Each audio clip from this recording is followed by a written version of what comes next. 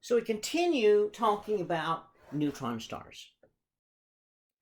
The neutron stars, if you happen to see the flashes come by, you call them pulsars. And so as it rotates, this beam will come by, flash towards Earth. If you see those flashes, whether it be visual flashes or radio flashes or whatever kind of radiation you see, then it's on a regular pattern called a pulsar.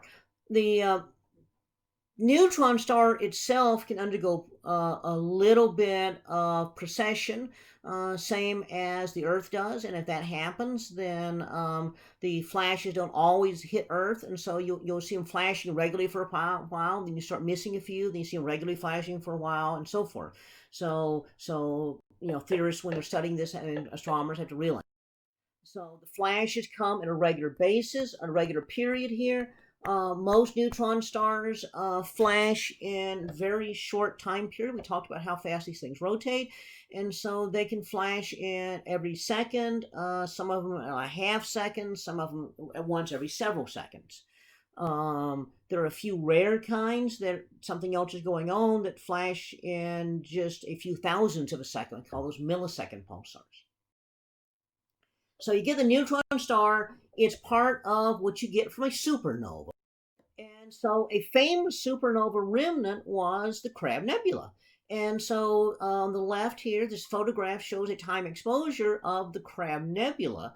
And when you look at the Crab Nebula, you see the big cloud of expanding gas. And so what you would do is, in order to study that, you normally take a really long exposure photograph because the gas is very dim.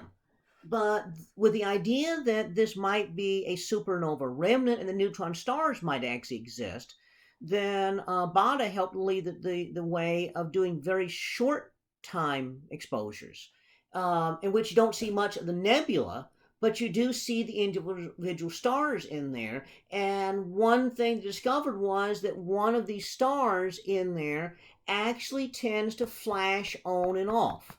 And so that is the pulsar. So that there is the pulsar left behind. Now, we tend to get lucky here because if it had been rotating like perpendicular to the line of sight, we never would see it flashing on and off. So we just happen to be fortunate that we do see that, and we actually see evidence of a pulsar. Pulsars, neutron stars. Pulsars are basically the observational evidence of neutron stars, and they're essentially like a giant nucleus. 1 cubic centimeter, that's like about a sugar cube or a thimbleful size, would weigh about 100 million tons. This is unbelievably concentrated. Magnetic fields, vastly, vastly stronger than the magnetic field of a white dwarf. White dwarf magnetic field is much stronger than a sunspot magnetic field, and a sunspot's magnetic field is vastly stronger in some cases than the biggest magnetic field on Earth. So neutron stars have incredibly huge magnetic fields, way bigger than we can ever produce in a laboratory on Earth. So our study of what happens in this level of magnetic field largely comes from theoretical analysis. They rotate very fast because of conservation of momentum. The charged particles, the energy produces positrons and electrons. They slam into the poles, and that produces the beam of radiation that comes out. The neutron star itself has probably a solid crust that's pretty thin, a mile or so thick, and then maybe about 10 miles across on the inside. Okay, the crust is actually individual nuclei and maybe even a couple of few atoms stuck on there, and the inside is primarily neutrons. There's a few other particles in there. There's a few muons and mesons and protons, electrons, and things in there, but it's mostly neutrons on the inside. Not just neutrons. It turns out that the neutrons are called superfluid neutrons. Now, superfluid is a very interesting thing, and that is that at subatomic or condensed matter regimes, you have quantum mechanics plays a role, and what will happen is neighboring particles will interact with each other to act like a single particle, and then they can have particles come and go out of that single particle and still be a single particle, even though it's not the same particles in them. This makes superfluids have special properties. One property superfluids have is no viscosity. So imagine you have a bucket. If you have a bucket full of water, if you have a tiny leak in the bucket, then water is going to drip out. Well, imagine then if you had a bucket that had no bottom. So you just put water in, it just goes straight out. Instead of leaking out, it just drops straight out.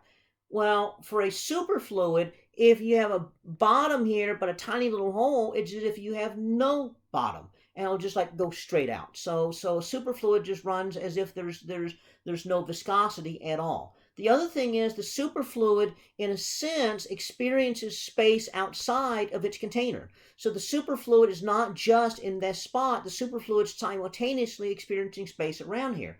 So if you were to pour a bunch of water onto the tabletop, it would run off because it's heading towards lowest gravity, lowest potential energy, gravitational potential energy. A superfluid in a container will actually climb up a container and run out because it's still reaching the lowest level of energy because it's experiencing less energy on the outside. So superfluids behave really weird. The other thing about superfluids is they don't rotate. They have no angular momentum. Well, conservation of angular momentum is very important in physics. And so what happens is if you have a rotating substance and you cool it. Now on Earth, the only substance we can make superfluid is helium, liquid helium cooled below about 2 Kelvin. And so you cool it below 2 Kelvin or 2.2 Kelvin and it'll suddenly turn into a superfluid. But if it's rotating beforehand, you have to conserve angular momentum, and so you conserve angular momentum by having little columns of just ordinary atoms sitting there spinning, and so that gives you your angular momentum. Well, as you slow down the rate of spin, then you don't need all these columns, and so one of them will just disappear. It'll evaporate, and so that means all the others have to speed up to take the angular momentum from that. Well, if you were looking at the light curve of a pulsar, and this is what we call the Vela pulsar, the constellation Vela, as time passes, what happens is it's slowing down. Now, why would it be slowing down? It would be slowing down because the neutron star, the pulsar, is grabbing all these charged particles that are around it, slinging it around in its gravitation and its magnetic field. These particles spinning around a magnetic field give off energy. The energy has to come from somewhere. It comes from the pulsar, so it slows down a little bit. As it slows down, at some point, one of those columns of normal things, the superfluid, goes away, and the entire neutron star adjusts the spin rate. It speeds up a little bit, so the period drops really quickly. The technical term for this, and yeah, I know it doesn't look technical, but the technical term that astronomers use for this variation in the light curve is a glitch.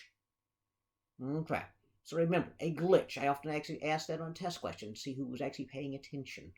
Okay, so a glitch is this change in the rotational rate of the light curve here in a neutron star. Okay, all right, so when you get the supernova, the neutron star can do weird things. Sometimes when a star blows up, it blows up asymmetrically, and so the expanding cloud of gas goes out, and the neutron star goes spewing out at an angle. So there are a couple of neutron stars that are actually moving at high velocity through the galaxy, separate from where the supernova originally went off. And so that makes it kind of interesting because it is possible that there are these small, unseen, high mass objects flying around the galaxy at high velocity, separate from where a supernova was in the ancient past. And so if you're one that really worries about the end of the world, that's actually something to worry about. Something about the size of the sun, or more than the size of the sun. Remember, the original core of a star had to be above 1.4 solar masses to collapse. So supernovae of big stars can leave a neutron star bigger than the Chandrasekhar limit. Now, it doesn't have to be bigger than the Chandrasekhar limit. What happens is that the original core had to be bigger than 1.4 solar masses. The neutron star itself could be a little bit smaller. It could be 1 solar mass. But they could be bigger than that. But even so, something the mass of the sun getting anywhere near the solar system, whether we see it or not, would drastically alter the orbits of the planets.